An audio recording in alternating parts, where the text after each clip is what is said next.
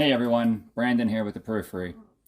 Well, recently I visited a prison in the United States, specifically here in Minnesota, and specifically about 90 minutes north of my home, up in St. Cloud. I'm going to talk all about the experience of what it was like in the facility, what it was like interacting with some of the inmates, what the conditions were like inside, and besides just like the superficial reaction and observations that I had, there's also some themes that I took away from the experience that I will also get to throughout this talk. I was invited to this facility because Kara, who has been a supporter of our foundation and donated the last several years to our foundation's annual holiday giving, it's always come from her and her colleagues, and she works at St. Cloud Prison. Well, she reached out to me this past winter and asked if I'd like to visit the prison, and I said, sure, I would. I've been inside jails, but never a prison where men or women were incarcerated for years.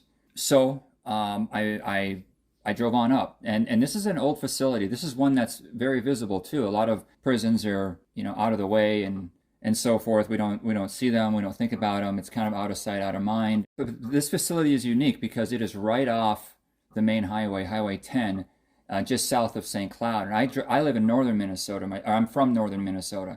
So I've driven past this stretch probably hundreds of times by now. And it's right there. And it is an old school, like stereotypical prison. A big gray wall. A big, what I thought was a watchtower, actually turned out to be a water tower. I'll get to that. But it just looks like a prison, at least in the U.S. So to make that left turn, just south of the facility, to its driveway was quite the experience. And I turn in and I park in the visitor parking lot. Jeez, it's bold. And then just walking up to the facility, the outside of the main entrance, it's large. It has the architecture of an old college campus hall. Only this is just all gray. I mean, it looks like a place you're going to be locked away in. I have to say, just to speak objectively here, that the architecture is fitting. So I walk up to this large facility, and no cameras inside, so I had to turn mine off. Generations from the public by one of the longest granite walls in the world. It is massive, 55 acres of the place just within the walls. So this is what the experience was like. I walked inside those front doors, and it's not like a government building nowadays where it's on the first floor and you walk in and there might be a metal detector. No, you immediately walk up a few flights and get to the area where you pass the security. And once you get to this little room up there, you have some lockers where you put your bag, your phone, maybe valuables. And then you give them your ID through some glass, and there's this very narrow walkway where they funnel anyone who goes in and out of the facility naturally. People come who visit, people come who maybe teach class or volunteer at the jail would also go through here. Give them your ID, they give you a badge, and then you walk through a metal detector, get through that, and then they buzz the door open, you enter this entryway area where there's another door to buzz in, but you first scan your badge, so there's a couple layers of security is what I'm getting at here. And once you walk in there, you're immediately met with a staircase down. And by the way, I'm with a small tour of probably there's a couple of groups that are touring, so apparently this is something that more people than I thought do.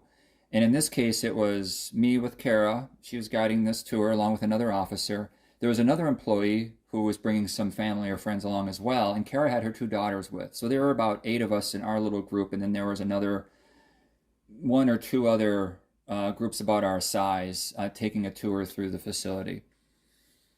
But once you get past that second door, to the left is the visitor center. So that's where people come and visit their loved one. And there was no one visiting at the time. There was just an empty room full of chairs. And I think, and to the left was like those phone booths. So I guess if a prisoner is being punished, or maybe they broke a rule about visitation inside the facility where maybe they got too close, because there's rules, right? You're not allowed to open mouth kiss your spouse or partner because of fear of contraband being passed from your mouth to theirs. You can hug and you can kiss on the cheek.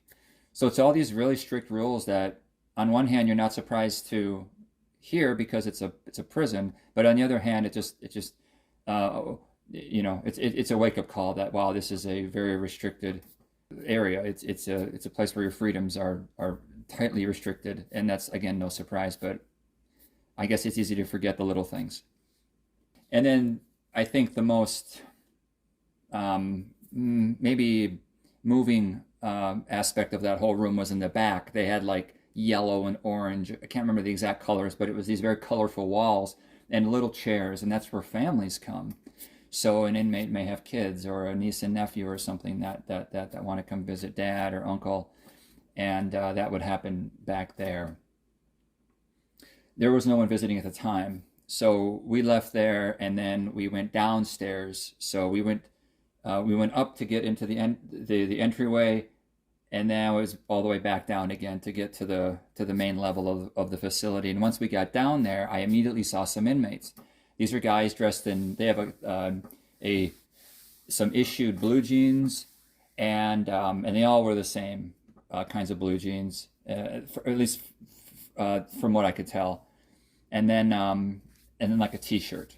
And I'm trying to remember what color they were: white, blue, light blue, something like that. It was just, a very neutral color. Again, I guess maybe the only surprise there is that you might expect like a orange or something like that you stereotype with a prisoner, but it wasn't like that. It was like jeans and like a blue or white shirt. And they were walking around. And so it felt almost like a public facility where there was a hallway and people were going from place to place. But of course, in this case, there was a couple of inmates, and they were, I don't know if they were going from maybe their job in the prison to their cell, or they were coming back from a class to their cell, or from the library, or who knows what.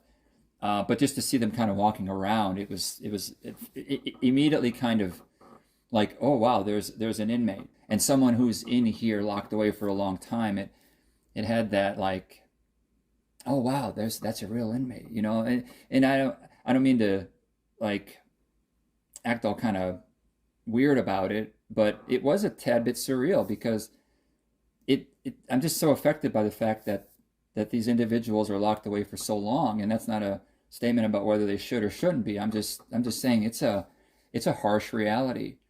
And we put so much judgment on the people that go to prison as bad that to see someone in there is like, oh wow, there's a real felon, there's a real inmate, that guy's in here for a long time. And there was just sort of almost a surreal kind of quality to it. But I'd get used to that very soon because we were headed to one of the cell blocks. It is one of 5 cell blocks here now, but for the first 25 years, it was the only one. And then walking into the cell block that reinforced that old school prison idea.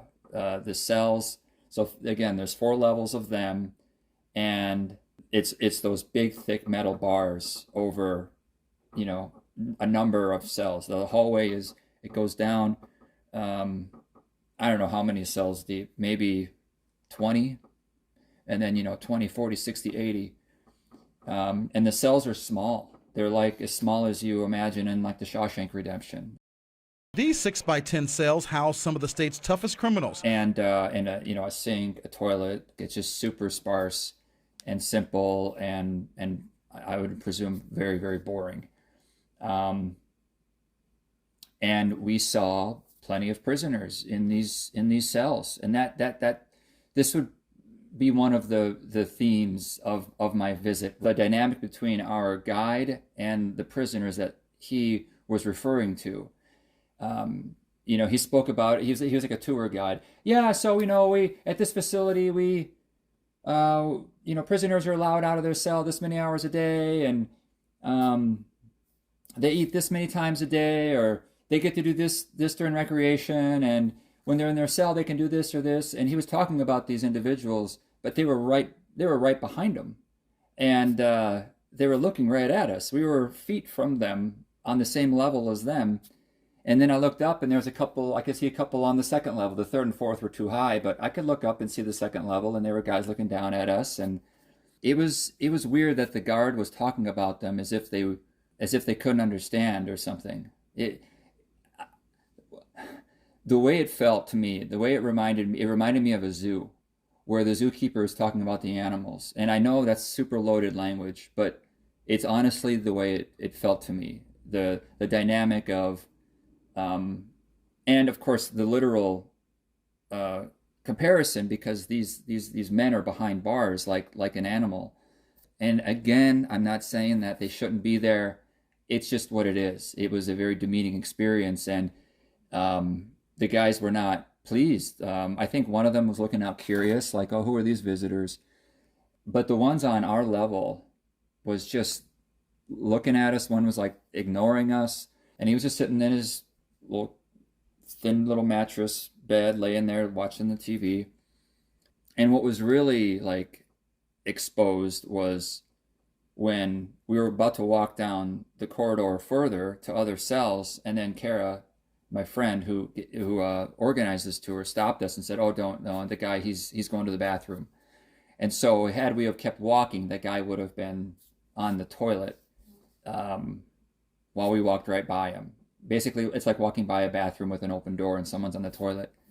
That's just how little privacy and how exposed life is in these facilities.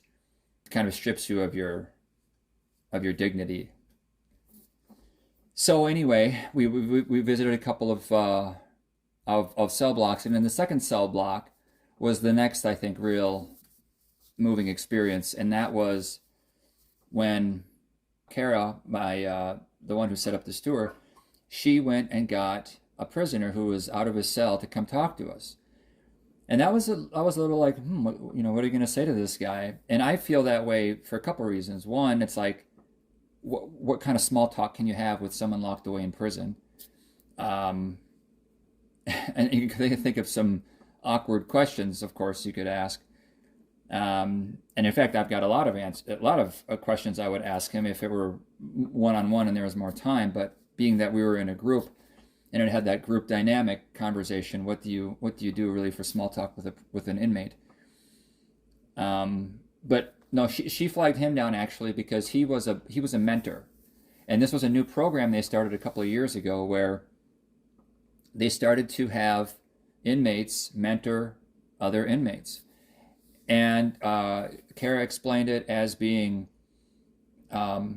one that was people were quite concerned about whether it was a good idea. Are these guys who are known mentors, the ones who talk to prisoners that are having problems, are they going to be trusted? Are they going to be looked at as snitches, or are you going to turn around and tell this to someone else, or you're going to, or you're working for the man, or whose side are you on, or something like that? And do we want to have inmates getting in the middle of drama with other inmates and this and that? And they wear a vest, so they're kind of like known for this, which can be very helpful. But then it also makes them potentially, I guess, a target if someone wants to get after these sellouts or whatever, or they might be jealous of them because they have privileges of like being able to walk around that normal inmates don't have. But after 2 years, apparently the program has been a success, and a lot of inmates are taking advantage of this, and a lot of offenders have applied to be mentors. And what really struck me about this was just how positive and this guy was really beaming, talking about his role as a mentor. He was a black guy, probably in his 30s, and tattoos, average height, and quite glowing. I have to say, eager to talk to us. And that's something too. I thought, like, why would they want to talk to us? Aren't they? Don't we make them uncomfortable? Or I'm self-conscious about how I would make a prisoner feel being there, looking at them, being there when I get to leave and they don't. I mean, there's a lot of dynamics at play. But he was eager to talk to us, and that says a couple of things. One, it talks about how acclimated people on the inside they get, like they understand, like, yeah, they're here for a long time and they get used to that, and they like visitors in time. At least some do, because it's someone new. It's in this case there was females, which course, could be a problem, but maybe it's nice to have a motherly figure or some, just some femininity in the prison, perhaps. But also in this case, he was eager to talk about his role, and that was another thing that struck me, is that how proud he was. He talked about the role of a mentor, and Kara had mentioned how many applicants there were. I remember her doing this. Like, there's a stack of papers of people wanting to do this, and he got in. He was one of the chosen ones, and he's like, oh yeah, it's something I take very seriously. Guys come up to me, and we need to make sure that they're okay being here, and they get through the troubles, because it's a challenge coming here and having to get used to life here, and that's when we had questions to ask, and that's when I chimed in as well. And some of the questions others asked were like, what were some of the common concerns inmates come to him with? And he said the most common thing was newcomers who are like, how am I going to get through this? I'm here for however long, and it's overwhelming. It's too much to take. That I'm going to be here week in and week out, month in, month out, in some cases year in, year out. All those things out there that I'm going to miss. I'll be stuck in here, whatever. It's a lot, obviously. And so he says he talks to newcomers a lot. I think they're even assigned a mentor now. He also talks to inmates when there's drama, right? When two of them are upset with each other, when there's some sort of feud, I think was the word that was used. And get in between that and try to calm people down so there's no fights. They did mention the guide that there's about 2 fights a week in the prison, and they're shut down immediately. It isn't like hockey where they let them go at it. No, they in fact, later in the tour we would see the SWAT team. That they didn't call them that, but that's in effect what they were. These guys were just on alert. There was a group of about 5 tough dudes, and they would be at the ready, and they were in the central part of the facility, so they could go to any cell block if there was any fight or something. But these mentors, they try to quell down the drama, and then the question I asked the mentor was, hey, do some guys come to you when they're about to be released because they're afraid? And he says, yes, they do. That's a common one too. And then I asked about what kind of programs they have for acclimating people back to the real world. And there's like housing and job placement, and they have a treatment plan inside the facility, although assuming they've been in prison a while, they should be sober a while. But that's actually something I'll touch on in a little bit too. That's actually often not the case with some prisoners. They get drugs into the facility. But just seeing that mentor be so proud of his work, and it's like, once you're acclimated to a situation, you take pride in what you do that's special. And in his case, what I was really inspired by was the role of mentoring. In general, regardless of where you live, is a very rewarding role. And it seemed to me, and this is first impression, and so I don't know the guy, but it seemed to me that his role as a mentor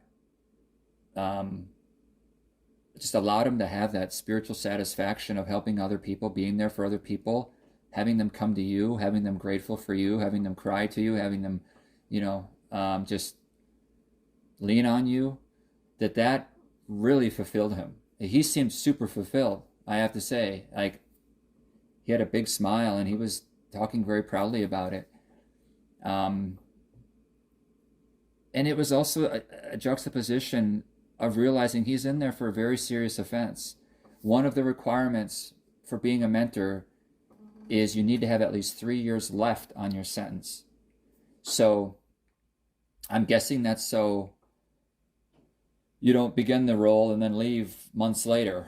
They want people in there that are going to be in there for a little bit, to learn the role, to get good at the role, and then to build relationships with inmates that can last. Kara would tell me that this mentor, he came from Chicago, and he had served time there, and after serving some time there, he was transferred up here. I don't know why.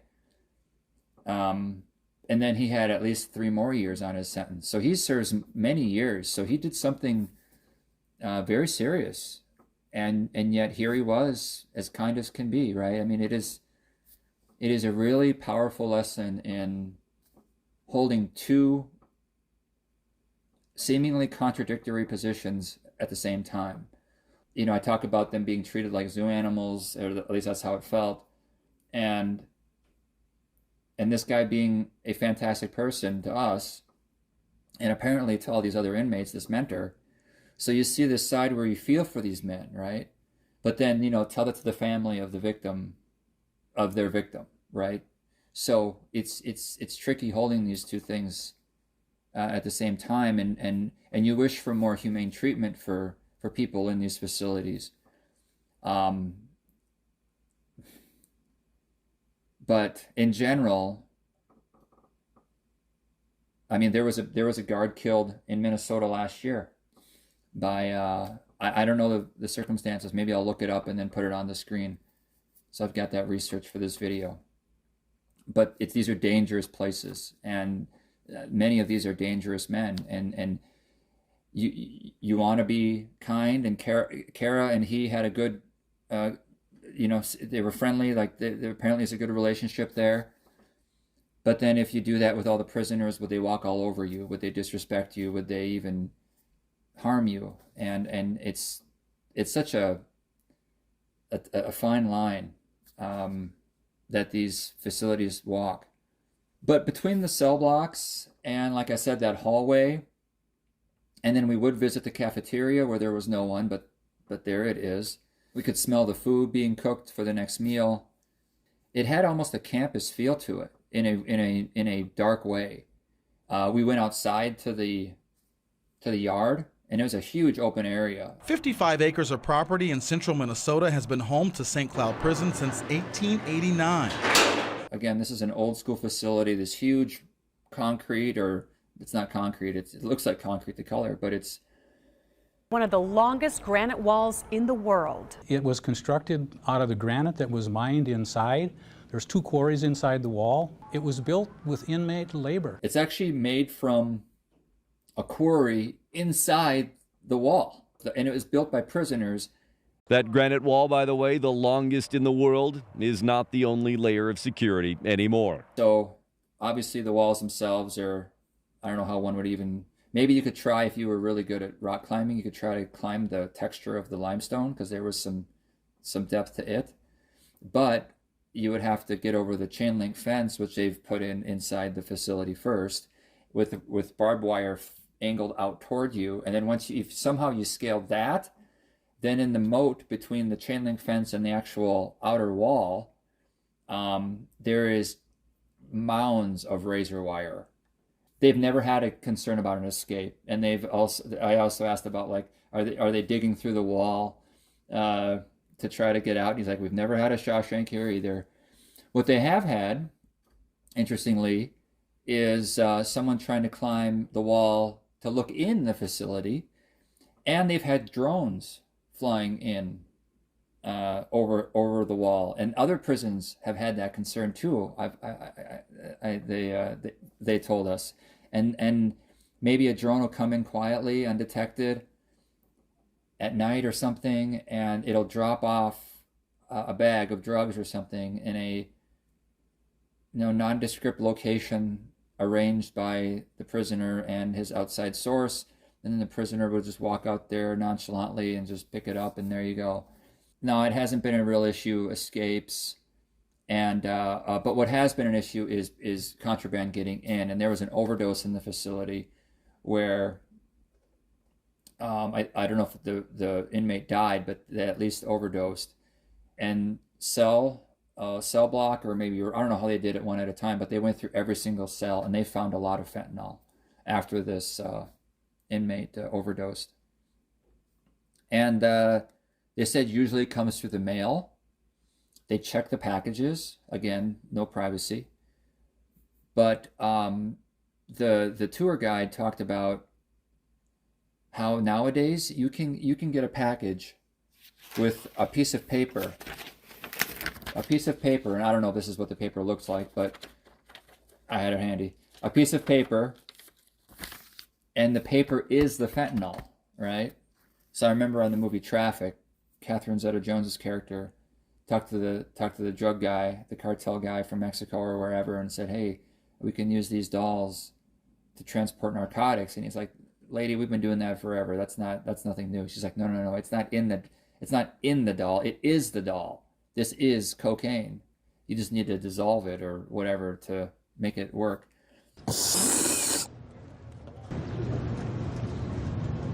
That's a good call.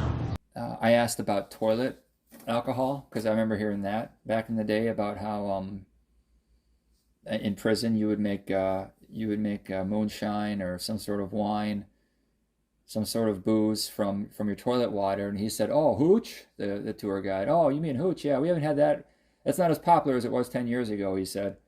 But they would take either juice or bread or something and use it to ferment the water in the toilet, and then they would drink that. He talked about one time there was a kitchen staff member, and when I say kitchen staff, I mean the prisoners working, and they ended up being like, "Dude, you're drunk," and they gave him a blood alcohol test, and it was like 0.22 or something like that. So he was quite drunk. So that toilet hooch worked on him just fine. I guess I'll touch on jobs. So they talked about the different jobs they have, whether it's in the library, the laundry, the kitchen, the mentors. These are jobs, and they all pay what seems to be a pitiful amount, and it is a pitiful amount. It seems like, how is that legal? I guess when you compare it to chain gang, at least they're getting paid something. Two, I guess, if they were in there working and making a regular wage, that it would no longer be hard time, right? Because now they're earning an income, and now I'm just stating the arguments. I'm not saying it's right or wrong. I haven't put enough thought into it, but I'm just trying to understand the reasoning as to why they get paid like a quarter an hour or 50 cents an hour. I think some pay up to $1 an hour. And the knee-jerk reaction to that is, oh my God, that's so little. You think of a teenager making $10 or $12 or $15 an hour in many cities in the U.S. now, just to start on anything. And these guys in there are making, in some cases, a quarter or 50 cents an hour. It's like, oh, how can that be allowed? If you just remember the fact that they're not in there to earn an income. They're in there to do time for egregious offenses. They've severely assaulted people or in some cases killed people. So, yeah. And I don't know, maybe it comes down to economics and there's just not the budget to pay these offenders for their time. I don't know. I mean, I think there's good reason behind why they don't make what a normal job would make. So just to wrap up the tour now, we saw the library, which looked like a school library, frankly. It looked like a normal library. The chapel I kind of could see in there. You saw some chairs, looked pretty basic, and I think it's used for, it is used for a variety of religious purposes, a variety of religions. So I don't think it's catered to any one religion. And then I guess while I'm on it, and speaking of different religions, the demographics, it was almost all black and white prisoners. I saw one Native American guy, I believe, and I saw a couple of Latinos. And then when the tour wrapped up, we walked back up those same stairs, and on our way out, I looked to my right, and there were some people visiting. There's what looked like to be a mother and an inmate, an inmate and his mother talking, and then there was clearly it was a couple, and they were just chatting. She was there, and he was sitting across from her, and they just had a normal conversation. To see those kinds of interactions, to just have that as part of your reality, that kind of is the biggest theme of mine, is just that juxtaposition of freedom versus such incredible severe restrictions of being in a prison. And whether inmates want that kind of connection with the outside world, I could see it going both ways, where you do really want it because you're hungry for something that's new and fresh and from the outside. What's it like out there? What's new? How's so-and-so doing? but then how that could be so painful too. I if I was in there, I can just empathize with the amount of envy I might have, or the regret I might have for being in there and for doing what I did, the guilt I might have. How difficult it might be for me to want to talk to people who come from the outside. So if there was a teacher that came to give classes there, or a psychologist, or something like that, I'd be hesitant. I could see myself being hesitant because I couldn't get over the fact that they get to go home and go to their family, or they get to go home and or they get to leave and do whatever they want. They could go crazy and spend some money and fly somewhere. I mean, they could, like, these are dreams to these guys. And this individual here visiting me can go out and do that anytime. I would just be struck by the possibilities that I no longer have. That would really eat at me, I think. At least right away. And then once acclimated, you, I guess, can just be kind of used to it. And this is life, okay? Let me make the most of it. Let me be a mentor. Let me read my books. Let me get an education. Let me, I don't know, make a friend. Do some writing. Make amends for what I did. Pay my debt to society. And if a visitor comes from the outside, that's a bonus. And so I think the prisoners with a good attitude have that. And I was, I think what also added to get back to what I said right away about seeing inmates, I think what struck me as odd and in seeing them, like, oh, wow, there's an inmate, is how normal they were acting. These were two guys heading back from something, again, I don't know if it was meal or if it was a class or a job they had, but they were just talking and walking back as if they were heading back to their dorm from their class in college. It felt so normal, and that normalcy, the energy of Kara with the mentor, there was almost this odd campus feel to it. Like I said, I think I said that once before in this video, and that was kind of weird to behold. But it's not a normal campus, and those guys aren't leaving. And and that was a strange juxtaposition to have as well. These guys are in here for a long time. I get to leave and they don't. And it's obvious why. I didn't do what they did. It's still a striking way to treat people. Not that they don't deserve it, but it's still a striking way to treat. And I think everyone watching this video, or most people watching this video, agree with me, because if you stepped foot inside of a prison and you saw these guys and you felt the energy in these spaces, it would strike you. You'd be like, oh my God. Because I've told like 3 people since I did this, at least 3 people, and they've all reacted with, oh my gosh, what was it like in there? So there's this, people are curious about what it's like inside those big walls you see as you drive by. And we like to pretend that it doesn't exist, but they're there. People are either struggling in them, or it's a symptom of a sick society that we have them, or a sickness in the human condition that we have them, that we have these prisons. They're just not good things to have. And I'm not saying we shouldn't have them. It could very well be the best that we can do with what we have.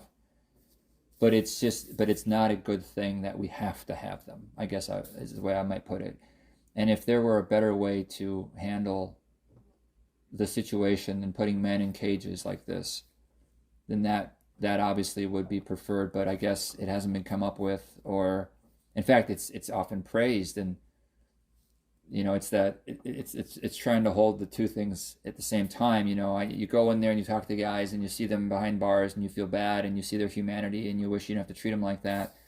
But then, of course, again, the victims of their crimes are wishing they were in there longer. And often people do cry out for more justice. And I see a lot of that nowadays, where criminals aren't even, they're not given any time, and they're released early, and then they go out and commit another crime, and innocent people get in sometimes cases they get killed. People's lives are lost because criminals aren't dealt with harshly enough. That's all true too. It's hard to hold that all in your heart and come up with the best way forward. I think that's what good policy is all about. That's what wisdom is all about. Balancing, countering truths, and it was a doozy for me to see the countering truths, the two truths of acclimating to life in there versus being extremely discontented and uncomfortable with a life in there, for obvious reasons, and the reasons that I am most close to, because that's how I would be if I were in there tomorrow. To change, to acclimate like that would be a different person, or at least it would be an altered version of myself. It would be an adjusted version of me that I'm not today. Leaving there, I then got the sensation of how grateful these guys would be to be able to be in my car and leaving there. And I suddenly felt a ton of freedom. Like, oh my gosh, I can go to that fast food restaurant. I can stop and shop at that store. I could go crazy and buy a plane ticket and fly somewhere. I can call whoever I want. I felt this, like, the world is at my fingertips sensation. So there was like it was a real refreshing, like, I guess, a sense of abundance and gratitude, and accessibility, that all these things are at my fingertips. Why don't I take advantage of them? Or at least excitement for the possibility of taking advantage of them. So anyway, it was quite a visit, and I've talked now about as long as my visit lasted. So with that, thanks for hanging on this time and listening to this talk about this facility. And if you have any questions, please comment. Any thoughts, please comment. I'd love to hear your opinions on the justice system, which in America is striking. It's a bit old school compared to Europe, especially more like Northern European countries, where I've seen pictures of their prisons being quite homey and comfortable. But America's a rougher nation when it comes to the bottom. Higher highs, lower lows, and if you get stuck in the justice system, it can be brutal. And these places are brutal. Minnesota's, and I think Minnesota's actually nicer than other states that are even more old school, like in the South or Southwest or West or something like that. I just have heard this. I was actually talking to a guy who was in jail in New Mexico and in Minnesota, and Minnesota was a lot easier. Maybe the budgets are more, so there's better food and more books and more amenities like that. But I got to tell you, St. Cloud is not a cakewalk. It is a harsh, old school, metal, concrete kind of place. So that's life. That's life in the U.S. Lots of prisons. And anyway, quite a topic. Thanks for hanging on, and we'll see you later. Bye.